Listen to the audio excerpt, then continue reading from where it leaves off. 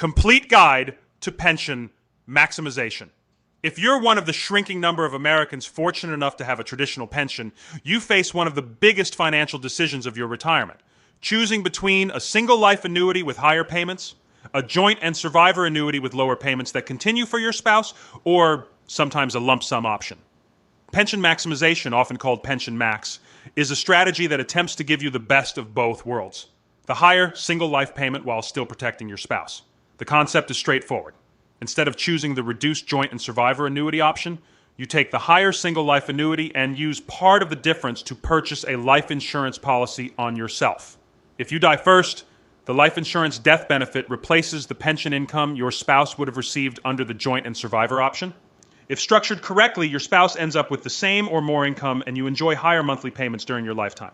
Let's walk through a detailed example. Tom is 62 and retiring from a company where he's worked for 30 years. His pension options are a single life annuity paying $4,200 per month, a joint and 100% survivor annuity paying $3,150 per month, or a joint and 50% survivor annuity paying $3,570 per month. If Tom chooses the single life annuity of $4,200, he receives $1,050 more per month compared to the joint 100% option. That's $12,600 per year. But if Tom dies before his wife Susan, she gets nothing from the pension. Under the joint and 100% survivor option, Susan would continue receiving the full $350 per month or $3,800 per year for the rest of her life. For the Pension Max strategy, Tom takes the $4,200 single life annuity and purchases a permanent life insurance policy. The death benefit needs to be large enough that, when invested conservatively, it can generate $37,800 per year for Susan. Assuming a 4% withdrawal rate, the required death benefit would be approximately $945,000. A permanent life insurance policy for a healthy 62-year-old male with a $945,000 death benefit might cost between $800 and $200 per month, depending on health rating and policy type. So here's the math. Tom receives $4,200 from the single life pension. He pays $1,000 for the life insurance policy. Net income is $3,200 per month. Compare this to the joint and 100% survivor annuity of $3,150 per month. Tom gets $50 more per month, and Susan is still protected. If Tom lives to a normal life expectancy, he'll collect the higher income for 20 plus years. And if he outlives the insurance need, perhaps because Susan passes first, he can potentially reduce or eliminate the insurance, keeping the full $40,200. But this example glosses over several critical factors that can make or break the Pension Max strategy. Let me walk you through each one. First, life insurance is only available if you can get it. If Tom has health issues, the insurance may be prohibitively expensive or unavailable altogether. You must secure the life insurance policy before choosing your pension option. Because once you elect the single life annuity, you can't go back. Getting a medical exam and insurance quotes should be the very first step in evaluating this strategy. Second, the cost of insurance depends heavily on your age and health. At age 55, a healthy non-smoker might pay $600 per month for a $1 million permanent life insurance policy. At age 65, that same policy might cost $1,400 per month. The older you are at retirement, the less likely Pension Max will work mathematically. Third, the type of insurance matters enormously. Pension Max requires permanent life insurance, not term insurance. Term insurance expires after a set period. And if Tom dies after the term ends, Susan gets nothing. The most common types used for Pension Max are whole life and guaranteed universal life. Whole life has higher premiums, but builds cash value and guaranteed death benefit. Guaranteed universal life is typically less expensive with a guaranteed death benefit, but little or no cash value. Fourth, inflation erodes both the pension and the insurance strategy over time.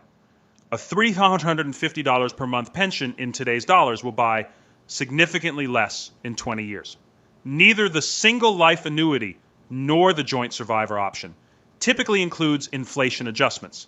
This is a weakness of pension income in general, not specific to Pension Max. Fifth, consider what happens if your pension plan offers a lump sum option. Some companies give you the choice of a one-time payment instead of monthly income. The lump sum can be rolled into an IRA and invested, giving you control over your money and the ability to leave the remaining balance to heirs.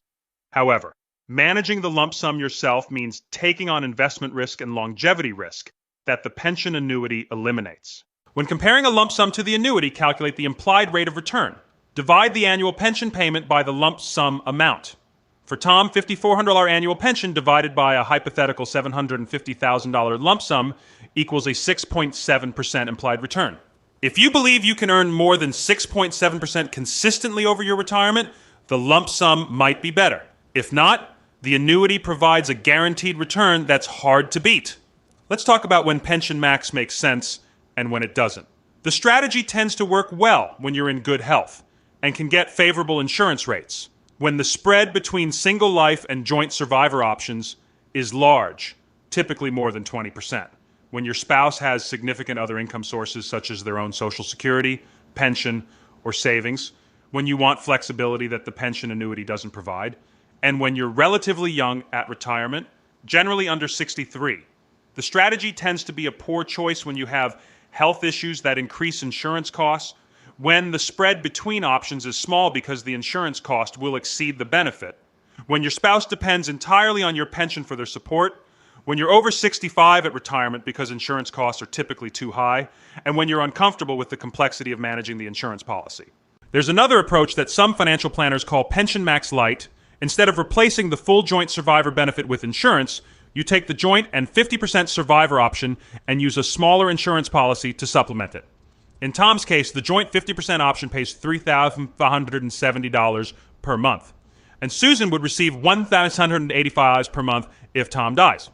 To bring Susan's income up to $3,150 from the 100% option, she needs an additional $1,165 per month, or $16,380 per year. At a 4% withdrawal rate, this requires a death benefit of only $409,500, which is much cheaper to insure, perhaps $450 to $600 per month. Net income under pension, Max Lite, $3,570 minus $525 insurance equals approximately $3,045 per month. This is less than the full pension max net of $3,200, but it provides a safety net even without the insurance. If the insurance lapses or becomes unaffordable, Susan still gets 50% of the pension, rather than zero. Let me also address the tax implications. Pension income is fully taxable as ordinary income. Life insurance death benefits are generally received income tax-free by the beneficiary. This is a significant advantage of Pension Max. Under the joint survivor option, Susan's continued pension payments are fully taxable.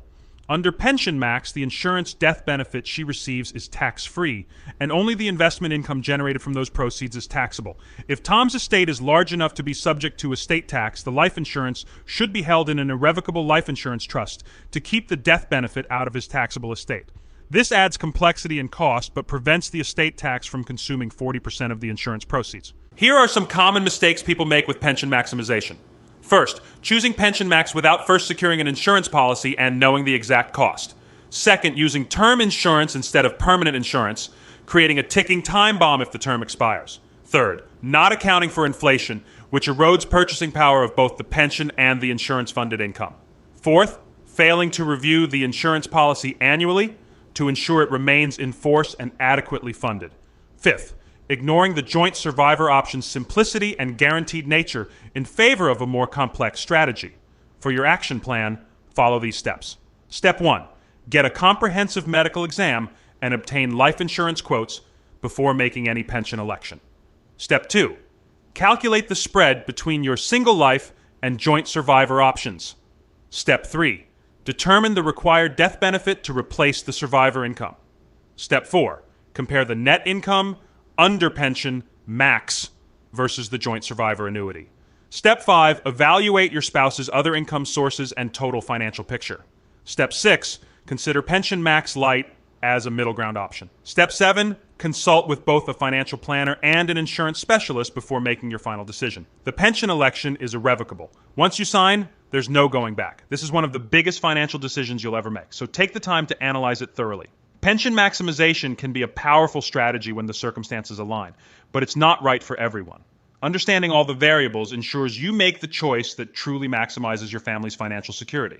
Hey, before you go, if you're serious about your retirement, we'd love to help. Scan the QR code on screen right now or visit the link in the description to book a completely free strategy session with a qualified professional. It only takes a couple minutes to fill out, and there's absolutely no obligation. Take the first step today. We'll see you in the next one.